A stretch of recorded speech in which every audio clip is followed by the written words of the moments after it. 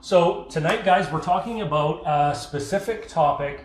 Now, Barry is a real estate lawyer. He's done everything real estate, creative real estate, but tonight we're kind of focusing on the creative strategy of wholesaling, otherwise known as doing an assignment. That's part of wholesaling. So maybe, Barry, we can just start off with a question. Is wholesaling and doing assignments the same thing? You know, practically speaking, Corey, those are the same thing. Wholesaling is the notion of whether you're in real estate or whether you're in selling cans of tomato soup. If you're a big guy and you can buy your cans of tomato soup for 50 cents a tin and you sell them to the public for 90 cents a tin, that's wholesaling. Yeah. So it's the same in real estate. You try and acquire a property undervalued and then find somebody who you can assign it to who will pay you full market value on it. So wholesaling is really, it's the best known term for describing what we're doing, but whether you say I'm wholesaling or I'm doing assignments, it amounts to the same thing. The assignment part of it is actually the contract whereby I would pass my interest in a property over to you. So I think if you say wholesaling or assignments, everybody's going to know what you're talking about. Right. Okay, awesome. So really, when you're doing an assignment, let's just clarify this point right at the beginning, because people sometimes think, well, you're moving real estate, but really when you're doing an assignment, you're selling not real estate, you're selling a contract. You're selling a contract, that's right. Okay. You're selling your interest in a contract, is what you're doing. So I go out and find a piece of property that I think is undervalued. I write a real estate contract with the owner. So now I have it under contract and it's $20,000 undervalued. So what I need to do now, if I don't want to actually close on that property myself, is I need to find someone to buy the contract from me. Right. And if you're the person who wants to buy, I can assign my interest in the contract that I have to you for an assignment fee. I mean, I might charge you $5,000 or $10,000 or some other number. Let's say I've got it under contract for $300,000 and the true value in anybody's estimation is $320,000. So I assign my contract to you. You are now the person who's going to actually close on the deal, and I get paid some money for selling you the contract. Right. You're going to. So I'm still going to buy that property for $300,000. I might give you $5,000 as an assignment fee or $10,000 as an assignment fee. I'm still getting the property technically under market value in that scenario. Sure. You're making some money. I'm getting a great property. Everybody's happy. That's right. If you've bought that, if that property's worth $320,000 and you pay me $5,000 or $10,000, then yeah, the seller who couldn't sell his property somehow is happy because he's sold. I've made some assignment money. You've got an undervalued property. Okay. Awesome. So that's really what the strategy is all about, guys. It's taking, so sometimes what happens with us as investors is we get a really, really good property on contract. We get it signed up. We get the seller to agree. We've negotiated a really good deal. And for one reason or another, we can't close on it. So maybe we can't get the financing in place, or there's a slew of reasons why maybe we can't close on that, or maybe we don't want to close on that, but it's still a great investment property for an investor. And this is where the strategy of assigning that out and selling that contract to somebody else can really, really fit. And that's you've hit on one of the beauties of it. So when you found a great property that you might want to close on and somehow you can't, that's one aspect. If you can figure out how to assign and get some value out of it, that's great. But you can also have it as a strategy where you don't ever intend to close on any contract. Right. Your strategy is to go out and find undervalued properties and quickly move those contracts along to someone else, and you're never ever going to buy a property. So it's kind of double-barreled in that regard. Yeah, awesome. And we're going to talk a few minutes later about how this ties into joint venturing, how we can use this strategy alongside joint venturing, because that was actually probably one of the biggest aha moments that I had back in the day, that we had back in the day, that enabled us to offer options when we were talking to potential joint venture partners. So we'll get into that a little bit later. So first of all, let's ask this question: does this strategy work all across Canada, or is this provincially specific, would you say? The strategy not only works all across Canada. If you buzz off to Auckland, New Zealand, and you're sitting in a bar there and somebody says, you know, old Mr. Jones down the block wants to sell his property in the worst possible way. You know, you could get that property under contract, and you go, an assignment? You go, yeah, that's what I mean. And the reason is that assignments are what are called a common law strategy. Right. It comes from all of the countries that got their laws from England. So England, Australia, New Zealand, India, US, Canada. So the concept of getting the property under contract and then selling your interest to someone else is known across all those common law countries. Okay. Now, so it works all across Canada, because that was your question. Yeah. And it works all across the US. But there are provincial and state differences. I'll just tell you a few of them. So in Alberta, any contract for the purchase of land is assignable because the Land Titles Act says that. Yeah. So if I write up a contract, if you grab a standard contract and it says, this contract is not assignable except with the permission of everybody. Too bad. But in Alberta, you can assign it, period. In BC now, remember when they were having all that shadow flipping controversy? Yeah. Somehow, some old guy who's owned a property that he bought for $30,000 that he's selling for $800,000, and by the time he gets his $800,000, it's transferred to 6 other people, and there's signs in his lawn saying for sale. Anyway, so BC has recently enacted new legislation saying that buyers and sellers can prohibit assigning. Okay. Yeah. On the other hand, Nova Scotia has no prohibitions, nor does Saskatchewan or Ontario. Okay. So there are provincial differences and there are state differences. Okay. In Texas, for example, you have to say when you're dealing with an assignment that my interest in this property is because I am assigning it. And if you don't say that, you can't do it. In Florida, there's lots of argument about whether or not it's allowed at all, but there's lots of assigning going on. So overall, the notion of an assignment is a common law strategy, is across the country in the US, and I guess we're probably not going to India or Australia, but if you were, it'd be there too. Okay, awesome. You got to know your local rules, though. Okay. You need a local expert. So there might be some, small differences between provinces, states, countries, but overall, it's a concept that can be used worldwide. Really. Worldwide, and you just need a local expert to tell you about the subtleties where you are, and you can make it work. Okay, awesome. Okay, we already talked a little bit about it, why somebody would want to use the strategy of an assignment there, because you get a really good deal, you negotiate a good deal. What happens if you can't close on it? Or maybe you don't even intend to close on it, but you have the ability to find good deals. Maybe you have that realtor that nobody else has. Maybe you have an in somewhere with an investor that owns a lot of property and they want to start selling some of that property, and you have that contact that nobody else has. So there's a lot of different scenarios where doing assignments will work, and where we can start to make money. We can start getting paid to be a real estate investor, because really being a real estate investor, a lot of the time we don't get paid until we sell the property or we refinance the property, sometimes years down the road. Well, so now you're coming to the question that we get all the time. This is great. So let me just give you a couple of examples about why this works and why it's exciting. So yesterday I had a young guy in my office who had been in to see me 3 weeks ago, prior to heading off for his 2 weeks on, 2 weeks off up north where he works. And he just getting started, barely getting started. He was talking about assignments. He really didn't know what he was doing. He wanted me to kind of help him figure it out, which reminds me of you, Corey, back in the day. I'm doing that same old thing again. And he actually had 3 properties under contract. Okay. And it wasn't a great contract, which is another thing. Your paperwork doesn't have to be fabulous. Okay. You need willing buyers and willing sellers and people who want to do things, and deficient paperwork, you can get by that. Okay. And anyway, so he had 3 deals under contract, and he was back to see me 2 weeks later, yesterday in my office. 2 of the deals didn't work, but 1 deal did work, and he assigned his interest in a contract for $20,000. Wow. 20 grand. Okay. 20 grand. And the week before that, I had another one of my clients got a property under contract for $285,000.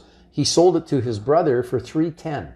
Okay. And when his brother closed on the deal at $310,000, brother's lawyer cut a check to our client for $25,000. That's why assignments have potential to make you money. There are properties where people will sell them under value. And why do they do that? Our role is not to try and figure out why sellers do what they do. Yeah. If you apply logic to this, why would a seller sell for $25,000 less? Yeah. There's a billion reasons why, and that might be a good topic for a follow-up. You know, certainly have lots of potential. And what I wanted to just carry on with here is your thought that people go, this is great. Lovely that somebody's making all this money, but where do you find these deals? Right, yeah. Now, and what you just said was, well, you might have a realtor who sends you deals that just don't work for him. Yeah. Or you might be connected with a group of investors. Mm-hmm. Networking is very important. Huge, yeah. Huge. My last guy who did the $20,000 assignment, I think he found all his deals on Kijiji, interestingly enough. Okay. Yeah. So social media and the way the world works today with the internet is a great place. Is a great place to find deals. Yeah. The other part of it is you can find them under value, but if you can't sell them, then you don't have a deal. Right. So part of being successful on the assignment side of things is finding those deals to start with, and then figuring out how to find those end buyers who will write you a check for your assignment fee. Right. So, but those are all learnable, doable things, and mostly what they are is broadening your scope and broadening the number of people that you touch. Networking. It's networking. It's networking of various kinds. Yeah, very, very good point. It's really building a list of potential properties and, you know, using your different avenues of being able to find a property, and then building up your list of potential buyers or investors that are interested in buying those properties. And all you're kind of being is a middleman in between. You're giving supply to others that can't find it. You're negotiating on deals and selling that your negotiation skills, really, for getting those deals on contract, and to others that maybe don't have the time or don't have the connections, and that's really the plus of doing this, and that's why it ties in so well with joint venturing, because a lot of people that are out there as working partners, you know, looking for potential properties for their money partners, or looking for properties that are undervalued, or looking for properties that can be great investment properties. They're already out there looking for them. They're already out there negotiating on them. And now, if they can't close on it for one particular reason or another, or don't want to, they can offer options to their potential partners. And I just wanted to touch on this for a couple of minutes, because to me, this is very, very important. And it ties in really with what we talk about all the time, guys, is you know, our job is really to go out there and provide opportunity to our potential partners. And so when we can go to a partner and we say, listen, here's a great property, but I want you to joint venture with me, and I'm going to take 50%. Sometimes there's a little bit of apprehension there. But when we can now go to that same person and we can say to them, here's a great property, I'll do all the work, this is completely passive for you, and we can joint venture this. Or if that doesn't work, you can just take it and you can own it 100%, and I will assign this to you. And now you're offering two different options. In both options, you're making money. In both options, you're either making an assignment fee or you're getting an equity in a property. But it's the ability to now go out there and say, I have options for you, and you don't have to joint venture this with me. It's an option. And when you're presenting it that way to a potential partner, Tiffany and I found when we were doing that, it just had so much more value. They valued us more because they know that, you know, they could do it. They could own it on their own 100%. They could buy it as an assignment. They could take it over. But then a lot of them said, why would I want to do that? I want you to manage it too. Yes. And they were willing to give up the 50%. And isn't that interesting? I find it really interesting. What you just really described goes back to the core of successful investing, which is win-win. Yeah. If you go to your joint venture partner and say, here's the property, we can JV it at 50-50, or you've been talking about, you know, you really want to try and do this on your own. You're just kind of waiting for the right property. Yeah. Maybe this is the one for you to get started. And you can do the rest of your portfolio for the rest of your life. You don't have to give anything to me ever again. Yeah. When you put it like that to people, that just raises the level of trust, because they're going, like, he didn't have to say anything about I could take the whole thing for myself. Yeah. Didn't have to say anything about that. Yeah. Yeah, exactly. And here's another little wrinkle that you can do in there. When you're doing assignments, you're finding undervalued properties. Once you get better at this and roll along and understand how it works, if you found an undervalued property, it's undervalued by $20,000, you can buy and JV at the real value price, and the 20K is your equity in the property. So as a guy with no money, all of a sudden you've built $20,000 worth of equity into a deal that will hold for 5 or 6 years, and your money will come out at the end. There's another benefit in JVing. So anyway, there's no end to it, Corey. No end to it. It's wonderful. It's beautiful. These are strategies that work, guys. These are strategies that people are doing now. You just closed one last week, you said. The week before you did another one. These are and those were big ticket items. So decent 20, assignment. 25,000. They're not all like that, folks. You don't always get $20,000 or $25,000. Right. So let's be clear about that. So what would you say is the average amount of an assignment fee that somebody charges that you've seen? I've got a couple of clients who do lots of these, and they kind of take about 20% of the difference between what you're getting at and what the real value is. Okay. They take about 20%.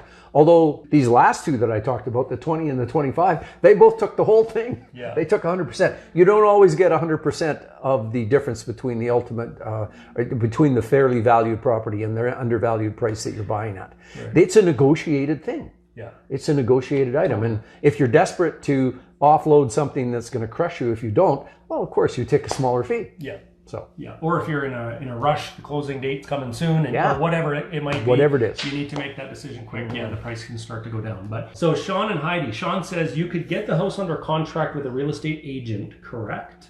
You would then assign the agreement of purchase and sale. Correct. Yes. You can have a realtor help you find deals, and so you get the property under contract through your realtor. And then after that, you can assign the deal to a different ultimate buyer. You can find deals through realtors, but it's more difficult to find deals through realtors when it's on the multiple listing service. Everybody sees what price the seller wants, and realtors are smart. That's their business. Mm-hmm. If it's vastly undervalued, they'll know and they'll be jumping on it. So. A lot more of these deals are found privately than they are through MLS, but you do find them through MLS because you guys did in the beginning. Well, I'll speak to that myself, is that, I would say 95% of the assignments that we did, we were supplied those properties by one of our realtors, and they were not MLS properties, and that was the key. Right. This was a realtor that had pocket listings. He had worked with investors for many years. He knew which investors wanted to sell at what particular points, and he just brought those contracts straight to us because one, we transacted on them, and we moved forward with them, and we completed the contracts. So he was like giving us the first opportunity on them. He didn't even bother putting them on MLS because we would either joint venture them or we would assign them out, and he made his commission either way. So yes, you can do it through. If you're working with the right realtor that has private listings, that has pocket listings, that has listings that don't go on MLS, when you start going on MLS territory, it makes it a lot harder to do this kind of stuff, but it doesn't mean it can't be done. And that's fair. Of course, private deals is an easy way to go. It's easier to explain this to a seller than sometimes going through your realtor, the other realtor, and then by the time the message gets to the seller, they might not quite understand everything, so it makes it a little bit more difficult. But again, this comes down to, guys, we talk about this all the time, just working with the right teams. This can be super, super possible.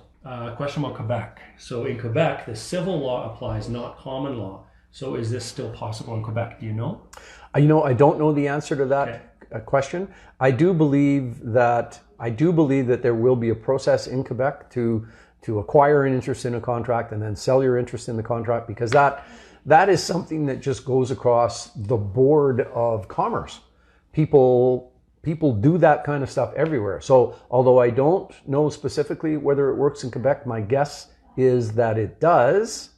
And you know what? I'm going to put that on my list of things to figure out. Okay. Yeah, we can find that out, and then I'll find out about that. We can let everyone know. Trevor says he has a property under contract for $100K under list price. It has a 28% ROI at full list price and over 34% at our contract price.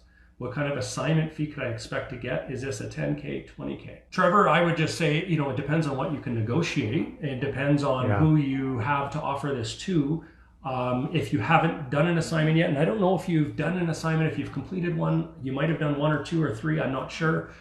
If you've, I usually suggest to start off, when we started off, I remember our first assignments that we sold, we were selling them for $1,500. I remember that. And it was a flat rate, $1,500. Once we sold a few more, then we saw the value in it, and we saw the people starting to line up to get some of these properties, and we raised the price to $2,500.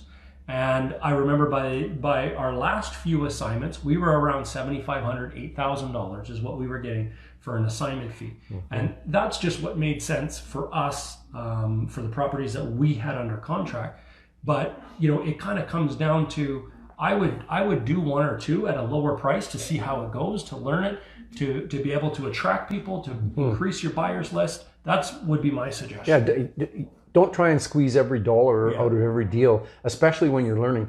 When you're first, and Trevor, I want to come back to your point here. I haven't forgotten this. But when you're learning the strategy, as we said, there's lots of subtleties to it. How you actually approach a seller, how you write the contract to protect yourself, how you write an assignment, how do you collect, do you wait till close? There's lots of subtleties going on. And so like everything else, it takes some time to figure it out. And as you work your way through a few deals, what you can charge for an assignment fee will become much clearer to you, because you guys went pretty quickly. $1,500, that's crazy. And you moved it up to a more reasonable number. So back to Trevor's situation where he's got a property, was it $100,000 undervalued? So in my mind, Trevor, the answer to what you can get for an assignment fee really depends on a number of things. One of them is this an extremely attractive property? I mean, it's fabulous that you have it under contract for 100 less than real value. And if it's going to be attractive to a number of people, then you probably can get much closer to the true value. You might be able to get $80,000 or $90,000 if it's a property everybody wants. If it's not as attractive of a property, you won't be able to get as much. It depends how much you can get. And it depends. It's depends on a lot of things. Specific. It's not like you can say, I'm going to make $10,000 off of every assignment I do. It's property specific, it's deal specific, it's how well you negotiated that deal. It's time specific. How much time do you have? It's market specific. There's a lot of things that factor into it. And remember too, and I know you know this, Trevor, because your experience of this is a list price is just a list price. It doesn't necessarily mean that's the value. And so we'd still want to be able to back that up, showing what the value of that property might be. So just keep that in mind too. Shelley Scott Visser says, leave something on the table for the buyer, make it a win-win for all. And that's so true. Yeah, Shelley, that is a good comment to come in with. If you leave something on the table, if you believe in the concept of win-win, if you're transparent in your dealings, if a seller is just being silly about his circumstances, and you're going, you know what, if you just did this or this, you could get that $100,000. I like to say, and I think Corey believes this as well, we don't take advantage of people. No. We don't beat people up. That's bad karma. That'll come back and bite you. If you can see some way out for somebody, or a different way of doing things that would improve their life, you don't have to beggar yourself, and you don't have to teach everybody the error of their ways. But if they're just totally off track, then try and put them on back track. There's always another deal. Yeah. And you know what happens mostly? I've seen any number of circumstances where if you believe in the win-win side of things and not taking advantage of people, you might say to that seller, well, if you did this, you could get more money out of it than selling it to me. Or if you did this, you could. And here's what happens so many times. Sellers go, yeah, no, I don't want to do that. Yeah, I hear what you're saying, but that wouldn't work for me. Yeah. So, at that point, you can go, okay, no problem. People feel that if they say to a seller, if they're too much on the win-win side of things, and they say to a seller, you could do all of these sorts of things, that the deal will disappear on. Mm-hmm. It's a rare circumstance where it disappears. Mm-hmm. They're talking to you because you've struck a chord with them, because you understand what's going on, because you look like a person who can help and solve a problem. And they actually want to deal with you, and they don't want all these other Yeah. solutions which would get them more money. Yeah. So Deanna asked a question, how long do you ask for to get it assigned? So like what kind of time period? You get a property on contract. So her question is, how much time do you have then to find somebody to assign it to in a normal situation? well, that's part of your negotiating on that first contract. Yeah. Because when you write a contract, you also write, there's really 2 dates you have in it. You write a condition date, Yeah. the time by which you want to get your financing, your inspection, and in the back of your mind, maybe find someone to assign it to. And then there is your completion date or your closing date. So what you want is to have those 2 dates be as long as possible, giving you the most time that you possibly can in order to find someone to assign it to. So when you're writing your conditions, I wouldn't write something. Corey, now you're the realtor. How long would you write it? What am I talking about here? Well, you know on what? the condition side. This becomes a chicken and an egg scenario, because it's like, do we go out there and find the property, get it under contract, and then go out and find our buyers? Or do we go out there and find our buyers and then start bringing them properties? And it's kind of, which one do we do first? And that's a question that we get all the time is, what do I do first? And this applies to joint venturing as well. It's do I find the property or do I find the partner? And in both scenarios, we suggest finding sample properties. And that's the key to this, in my opinion. It's find a sample property. This is the type of property that I'm going to bring to the table. If I bring a property like this to you, whether it's assigning it to you or whether it's joint venturing with you, would a property like this one be of interest to you? And that's where you start building up that buyer's list. And so before I start going out and throwing in offers, I either 1, want to be able to close on it myself, 2, have a joint venture partner in the wings, or 3, have potential buyers that I can assign it to in the wings. And so you want to kind of have some of those sitting on the side before I actually start negotiating on properties. And so that would be my suggestion. And now when you do have some of those, or you're able to buy it on your own, then you try to negotiate as long as possible. And that's very market dependent. There's some markets in this country where 3 days is too much for conditions. There's some markets in this country where you can get away with 2 weeks, maybe 3 weeks for conditions. So it's so deal specific, property specific, and market specific. You can't. Yeah. It's hard to do these in hot markets like the Lower Mainland or the Golden Horseshoe. Easier to do them in quieter markets in Alberta, Saskatchewan, Nova Scotia. It's specific on all those things. Raymond asks, is there a condition that you put in when making your offer? So not really. We wouldn't really recommend necessarily putting in a specific assignment condition or a condition of being able to find an assignee or anything like that, because, we could definitely do it. It's an option, but it's very rare that we would end up getting that offer accepted. Yeah, you can write your regular conditions, subject to inspection, subject to financing, subject to partner's approval. That's often a good one. But, you don't really ever mention subject to me finding someone who I can assign this property to for a nice fat assignment fee. Mm-hmm. We don't usually do that one. No, exactly. Do you have to put down the first deposit? So I would say in most cases, yes, you need to put a deposit to get a contract accepted. Now, do you have to? No, some contracts are accepted with 0 deposit, but that's very, very rare. It's been years and years and years since I've seen one of those. You actually don't need a deposit to make a contract legal, right? But deposits are often referred to as good faith money. Right. It's good faith money. So it's tough to write them without a deposit, but you can often write a contract for $1,000 or $2,000 or $5,000. I've seen lots at 1 and 2. And I think 5 would be a lot, which isn't too bad. So we've talked a lot a bit about the pros of using this as a strategy. You can use it as options when presenting to potential partners. They can buy it themselves. They can joint venture with you. We've talked about how much you can make. You gave a couple scenarios in the last couple of weeks where your clients have done 20,000 or 25,000. I would say that probably 5,000 in that area is more typical of what an assignment fee would be. Yeah. But you can make money at doing this.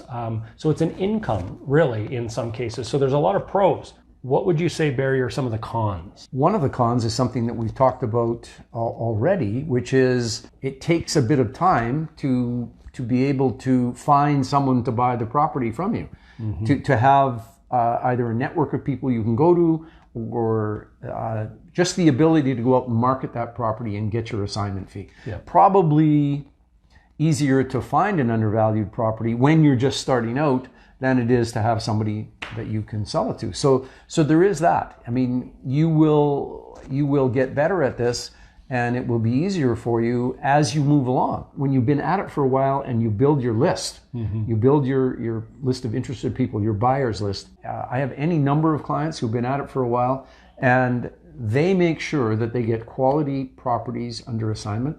They assign them for fair prices, and when they pop that possibility out on their network, those properties don't last 10 minutes. Yeah. In fact, some people are going, I have to have the feed from this network coming to me no matter what, and they go out of meetings to answer what the ping is, right, to see whether there's a deal that they might miss. Yeah. Getting started, like everything else, it takes a while before you get over like that and get the exponential rise. Yeah. So that can be an issue. You're not going to start making tens of thousands or hundreds of thousands of dollars tomorrow. This is something that takes time to build, and networking and that sort of thing. Right? You have to learn your chops for figuring out whether property really is undervalued. Yeah. I mean, you're not going to have a realtor who's doing all that hard work for you. If you're buying conventionally, your realtor's doing all that hard work. You have to be able to figure out what a property is really worth. So there is a bit of there is a learning curve. There's a learning curve in and I don't know if it's a downside, but you have to learn how to approach a seller and how to be transparent with them, so that when you're a little farther into the deal and people are starting to say, well, who are you in this deal? Why should I talk to you? You're able to say that I've got the full confidence of the seller. He knows what's going on. This is the way it works. And you're never leading, lying or cheating or stealing, which always makes it easy when you're telling the truth. Yeah. So there is that. There's certainly an issue with the ultimate buyer and them being able to get financing. Okay. So in one of those examples that we gave, my client got the property under contract for $285,000, and the ultimate buyer was going to pay $310,000. So lenders, certainly in times past, lenders would say, we will finance this property on the basis of the appraised value or the offer price, whichever is the lesser. Right. So when you've got a contract for $285,000 and the value is $310,000, the appraised value is $310,000, the $285,000 is the lower. So the bank only wants to give you financing based on $285,000. But that's starting to change now. Okay. If your ultimate buyer is fine getting a mortgage based on $285,000, and he actually means he's putting up more deposit money, an extra $25,000, that's good. But if he's desperate to finance on the full value, you need to find a lender and a mortgage broker, and that end of things has to understand how these deals work. And that sometimes takes a little shopping. Yeah. But I'm happy to say, Corey, that in the last little while, I've had 3 or 4 deals where I'm going, well, this is going to blow up. The lender is going to go, what's going on? 3 people in assignments, but they all went ahead. Okay. So that can be trouble. You can work on it by having certainly a competent broker, a mortgage broker who understands what an assignment is. Yeah. And I truly believe that you can get by lots of that valuation thing. If you show up with a couple of CMAs, Certified Market Analysis, is that what that is? CMAs. It's a CMA. Comparative market analysis. Comparative market analysis that you get from a realtor, Yeah. and maybe a full-scale certified appraiser from a guy from the Appraisal Institute that proves the $310,000 value. You can use that to not beat up the bank, but what they want is to be able to justify to their underwriters why they should be doing this deal. Yeah. So, which makes sense. yeah. So that can be difficulty as you work your way through, but more and more people are solving it. It seems. Okay. It's great. Awesome. Yeah. And lenders are becoming a little bit easier there. A little easier to deal with. Strangely enough, they're always usually harder to deal with. But somehow, that ties in with Deb's question. So good question, Deb. If the assignee fails to close, does it come back to you at the 11th hour? Yes, it does. So if your assignee fails to close on the deal, then that would come back to you because there is no, as we lawyers say, privity of contract. So I'm the original guy. I'm the original seller, and I've assigned the deal to you. And the rules are that if you assign it to Joe Blow over here, I have to close with Joe Blow.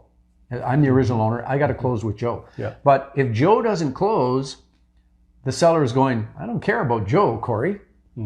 I got to deal with you. Right. So one of the ways that you protect yourself there is that you wouldn't remove your conditions typically until you were absolutely dead solid certain that either you were buying or your assignee was buying. Yeah.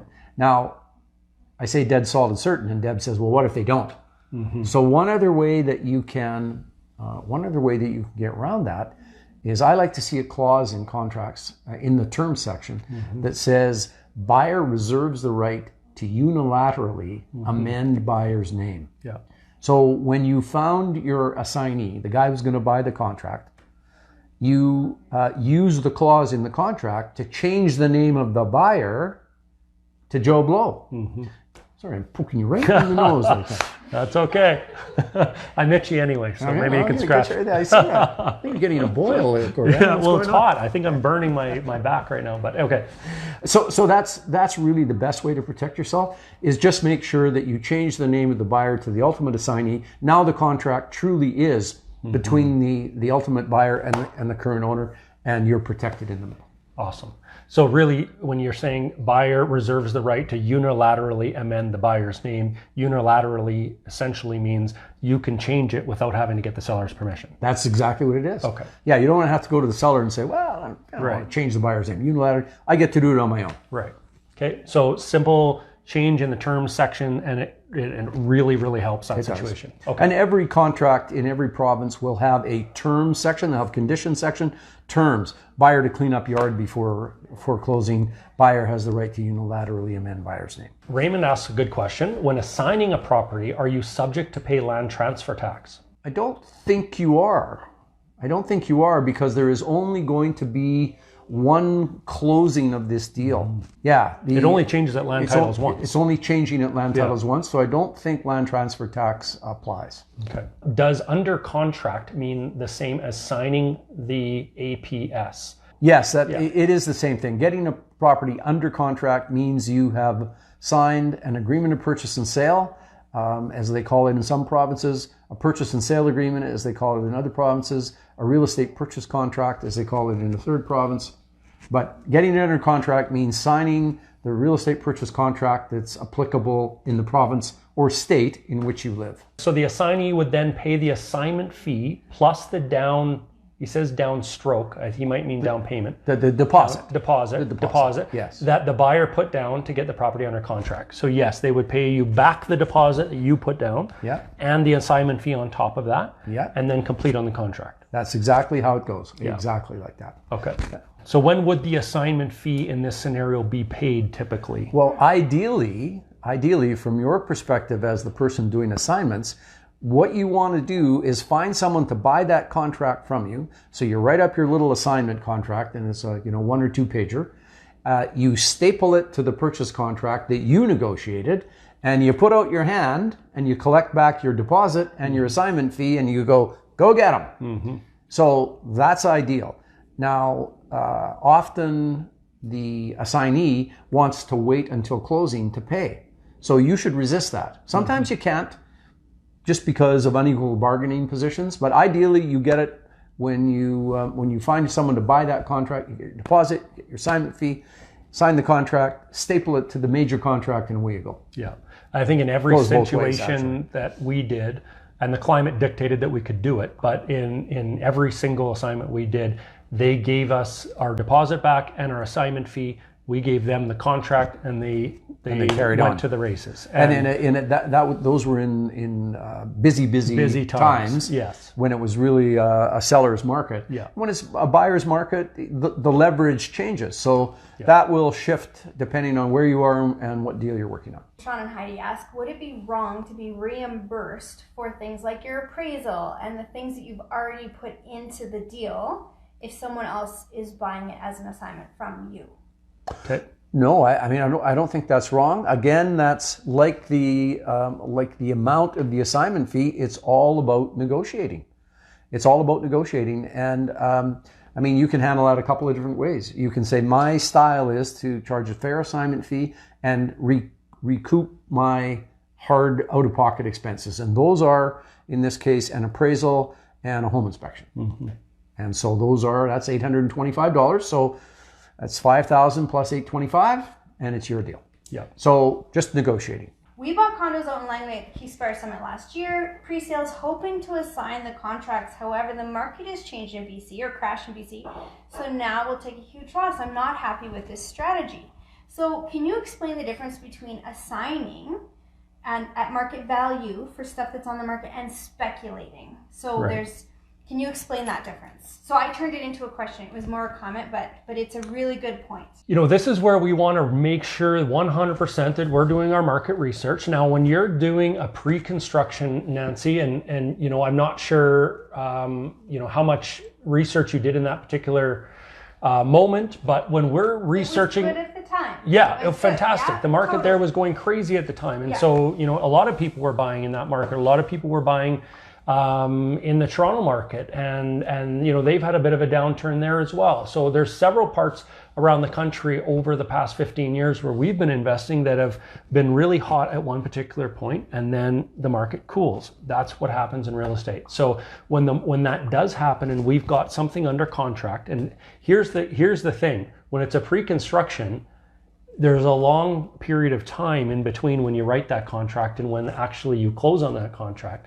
And there's pluses and minuses to that. There's pluses because you have the time in between there to find a potential assignee. It gives you the time to do that.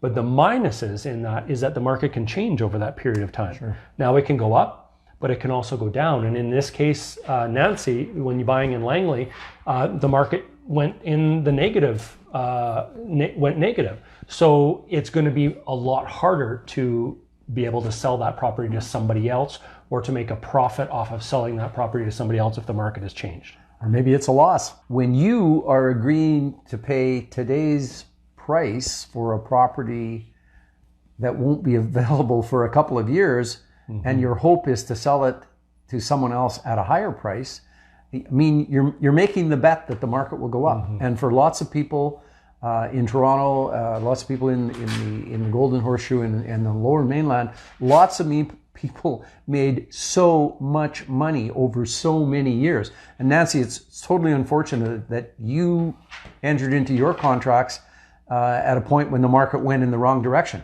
But that really is speculating, because you got that big 2 or so year, you got some big chunk of time between when you sign and when you can sell to somebody else.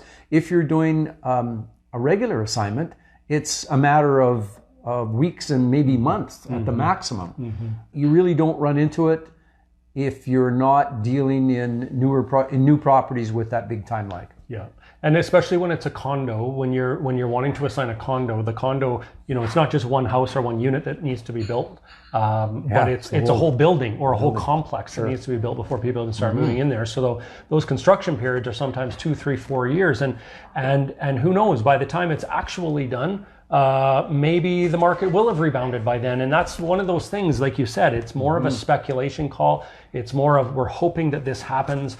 And of course, it's a higher risk, potentially higher reward type of situation. And sometimes those work out really well, and sometimes they don't. That's really the way the real estate market works. And the other thing about the new construction is the contracts that are written, they're done by giant downtown law firms. They're 40 pages thick. They talk specifically about assignments. You often have to, if you're going to assign a property, you often have to pay an assignment fee to the developer before he will let you assign to the ultimate buyer. Yeah. And the other thing that shows up, and this has happened actually in Toronto quite a number of times now over the past while, developers set up projects, they pre-sell, and they're sold out. But because of the regulatory issues, financing issues, rising cost issues, by the time they get to the point where they're ready to say, let's say we have to, dig a hole in the ground or not do it. Costs have gone so far this way that they are now going to lose money if they sell to you at the contracted price. And they send you the note saying, sorry, we've decided not to go ahead with the project. Yeah. And you get your money back, you get your deposit back. But there you are, a year and a half into it. And had they built that unit, you would have made a bunch of money. It's just they're not going to make any money. So you really have to watch it when you're working on new projects where there's a big time lag. You definitely have to do your diligence on those, right? Yeah, well, you do, but diligence or not, that time, the time element makes it much more of a speculation. Yeah, it really does. Definitely. Yeah. And that's why real estate investment as a whole, we suggest, to build your wealth, really, it's the way to do that is your long-term buy and hold. Yes. That's because, regardless if you bought the right property and it cash flows and you're getting mortgage pay down, you're winning in those, regardless of what the market does, whether it goes up or whether it goes down, it's irrelevant because you're going to cash flow and you're getting mortgage pay down, you're making a return on your money, it's still secured in real estate. You're going to be okay. And that's it doesn't matter what strategy you do. If you're in it for a long period of time, markets are going to go up and markets are going to go down. And so it doesn't matter what strategy it is that, we have to, it's tough to try to time the market perfectly because that just doesn't happen. Yeah. It's not timing the market. It's time in the market, isn't it? Exactly. Yeah. That's great. So thanks guys for joining us. Thank you for all the questions. Really good questions. We hope that this is a strategy that, you'll be able to carry forward. You'll be able to use going forward and add into your toolkit. Thanks, guys. We will see you next Tuesday, same time, same place for next week's Tuesday training. Take care.